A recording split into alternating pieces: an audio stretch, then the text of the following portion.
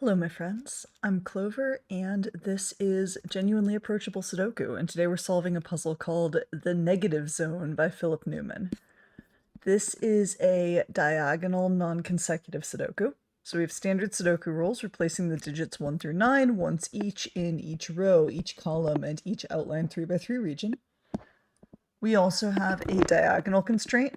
That means the digits along each of these lines also can't repeat, so each of these main diagonals marked in blue have to contain the digits 1 through 9 once each. And finally, there is a non-consecutive constraint, meaning digits that are right next to each other orthogonally can't have a difference of 1. So none of the cells right next to this 3 in this kind of cross shape can be 2 or 4, for example. So let's have a look at the puzzle. So I have a couple of places that strike me to start here. I have 3 regions that are a little bit fuller than the other ones. And I could either start by thinking about how that impacts the diagonal, or thinking about how that impacts kind of the non-consecutive property of the puzzle. So as far as the diagonal goes, for example, I have 5 and 7 in both of these regions, meaning 5 and 7 can't go in any of these cells in the diagonal. So they have to go somewhere in here. And we're going to start by using that actually, because 5 can't go in this cell, and 5 can't go in this cell because that would put it next to a 4. So that's going to be our 5. And then 7 can't go here, so it's going to go there. And then our remaining digits are going to be 6, 8, and 9 in that region. I also have a 1 and a 3 in each of these, so I need to be able to place a 1 and a 3 in these cells in order to get them on the diagonal. But 1 and 3 both see this cell, so these guys are going to be a 1-3 pair. Now that does something interesting. It leaves us with only one position to put 4 in the region. We can't put 4 in either of these cells because it would be next to the 5, so that's going to be a 4. And now we still need to place a 2 and a 9. The 9 cannot go next to the 8, so that must be our 2, and that must be our 9. Now let's turn our attention to the middle region. So 4 is very restricted here because it is consecutive with 3 and 5, so it can't go in any of these cells, so it must go there. Ditto 2, it's consecutive with 1 and 3, so it must go there. 6 is consecutive with 5 and 7, so it can't go there or there. 8 is consecutive with 7, so it has to go down here.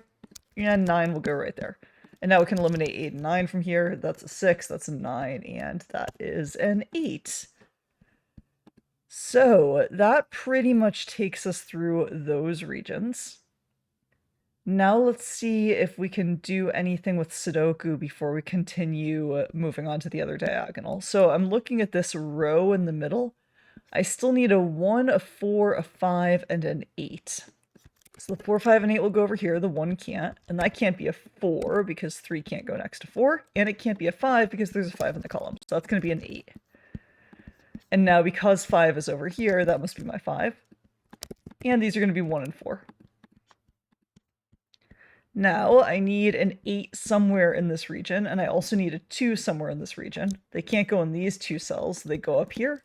And 8 already appears in that column, so that's my 2, that's my 8, leaving me with 3, 7, and 9 to place in the region.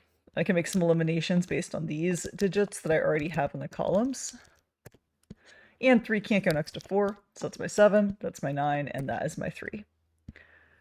In this row, I still need a 4 and a 6, and here I still need a 3, a 7, and a 9.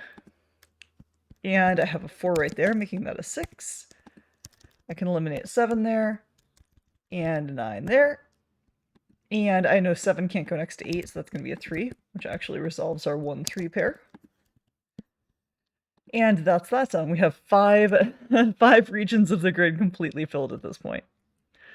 So where shall we go from here? I'm looking at these columns first. I need to place 2, 6, and 7. The 7 must go there because I have 7s in these rows already. 2 is there, 6 is there. Here I'm going to need 3, 4, and 8. I have a 3 and 8, so that's a naked 4. And I'm going to place a 3 there and an 8 there. And finally, I need 1, 5, and 9. That can't be a 5. That can't be a 9 or a 1. It can't be a 9 because it's next to the 8, so that's going to be my 5. And I have a 9 in this row, so that's a 1. That's a 9. Let's return to the diagonal constraint now that that's kind of the easiest thing on the table for us. So we still need 3, 4, and 5 on this diagonal. I have a 3 and 5 here, so that's going to be my 4, 5, and 3. And then this column I need a 2 and a 6. In this column I'm going to need a 7 and an 8. And I still need a 1 and a 9 there. I'll finish off this row with a 7 and a 9. I'm going to finish off the symmetrical row up here with a 3 and a 9. Up here I still need a 4 and a 5. Down here in the row I still need a 1 and a 6. And I'm going to finish the puzzle off now. I need 2, 5, and 8. Those go in pretty easily just based on what is in each of my columns. And here I need a 1, a 2, and a 6. And that is how you solve Philip Newman's The Negative Zone. Hope you guys liked that one. The link to solve it yourself is in the description of this video. And I will see you again in 3 days.